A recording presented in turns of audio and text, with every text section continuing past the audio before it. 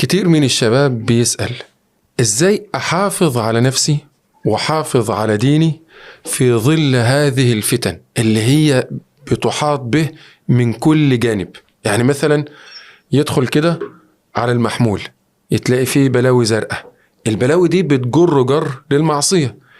يمشي في الشارع مش عارف يمشي من المناظر اللي هو شايفها ليل ونهار. يدخل الجامعة يقول اللهم سلم سلم على اللي بيشوفه. فبيسأل مثلا حد زي الشيخ عبد الرحمن: يا شيخ عبد الرحمن، أنا عايز أحافظ على ديني في وسط الفتن الجبارة اللي أنا بشوفها ليل ونهار.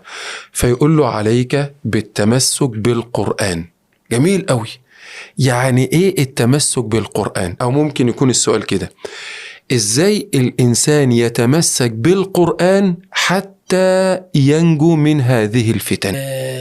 الزمان اللي احنا فيه مختلف عن الأزمنة السابقة. حتى لما بنسأل المربيين على مستوى الشباب أو الأطفال الصغار اللي بدأوا يكبروا أو بدأوا يبلغوا، نسأل المربيين يعني نعمل إيه؟ نتصرف إزاي؟ نتعامل إزاي مع الأولاد في التربية؟ بقول لك والله إحنا من 10 سنين فاتوا الموازين اختلفت. سبحان الله. يعني من 10 سنين فاتوا إحنا كنا ماشيين بنظام معين في التربية الصحيحة والتعامل مع المراهقين والتعامل مع البالغين. كنا بنتعامل بطريقة أخرى خالص غير من 10 سنين وانت جاي.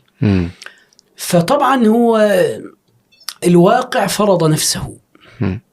هذا الواقع الذي نحن فيه فرض نفسه على الكل، ما سبش حد. فطبعا الإسلام يصلح لكل مكان وزمان. صحيح. مش معنى كده أن الإسلام كان يصلح في البادية ولا يصلح في الحضر، لا. الإسلام يصلح في كل مكان وزمان. صحيح. ولكن هو السؤال المهم: إزاي أننا في هذا الواقع أننا أتمسك بالقرآن؟ جميل. أتمسك بالقرآن، عليك بالقرآن. أيوة. تركت فيكم ما إن تمسكتم به لن تضلوا بعد أبدا، كتاب الله وسنتي. جميل. والذين يمسكون بالكتاب وأقاموا الصلاة إن لا نضيع أجر المصلحين، خذوا ما أتيناكم بقوة. طبعا في هذا الوقت وفي هذه الظروف ممكن أحد يقول لك مثلا: أنا إزاي أتمسك بالقرآن في الأيام دي؟ ده أنا يدوبك الشاب اللي لسه بادئ حياته عايز يشتغل ليل ونهار ويسافر ويروح يجي عشان يقدر يكون نفسه ويتزوج. نعم. الراجل متزوج ومعاه أسرة، يعول أسرة، تلاقيه يعني بيكابد في الحياة وبيروح ويجي عشان يكفي الأمور الأساسية في حياته. يقول لك أنا بكفي الأمور الأساسية في حياتي يعني بالكاد. ففي هذه الظروف إزاي تقول لي تمسك بالقرآن؟ أتمسك بيه إمتى؟ وأتمسك بيه إزاي؟ صحيح. أقول وبالله التوفيق أن يعني في حاجات معينة لها حسابات بالعقل ولها حسابات بالورقة والقلم ودراسة جدوى. لما هبقى أعمل مشروع ولا حاجة، في حاجة بتتحسب كده، في حاجات بقى ما بتتحسبش كده. في حاجة بتتحسب بالنية، في حاجة بتتحسب بمدى هذا الحب الذي في قلبك. يعني مثلا أنا هضرب لك مثال.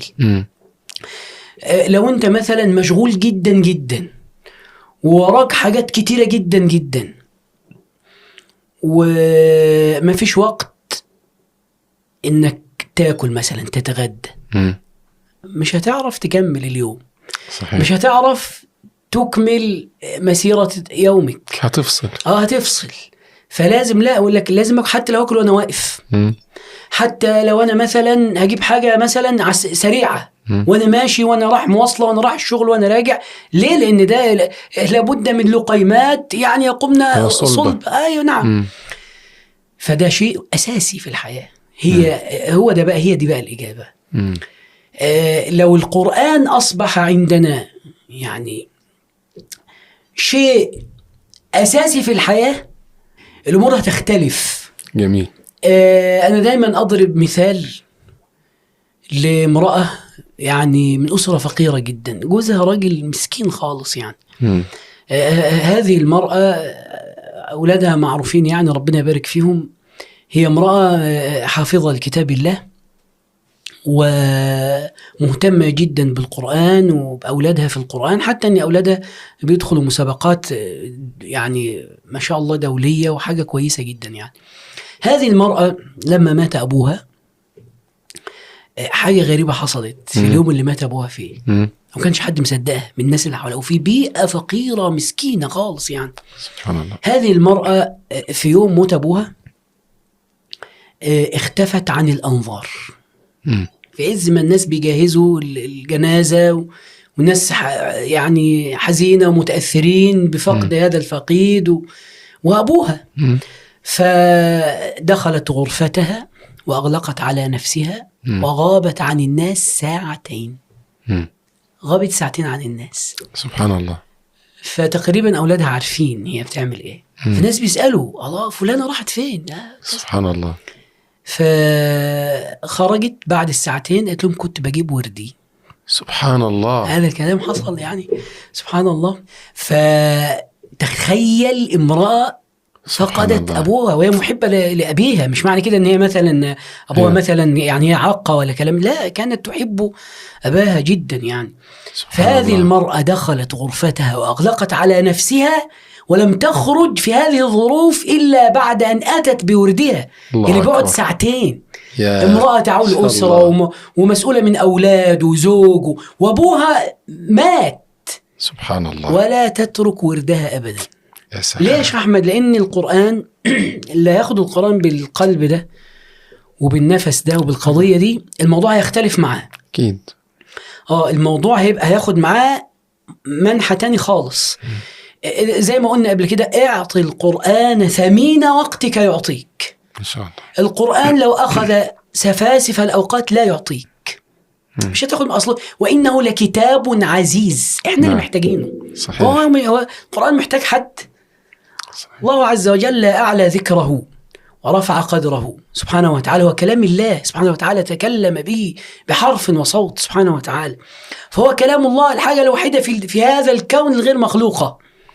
فهي لها خصوصية معينة ولها يعني ميزات ليست في غيره وليست لغيره.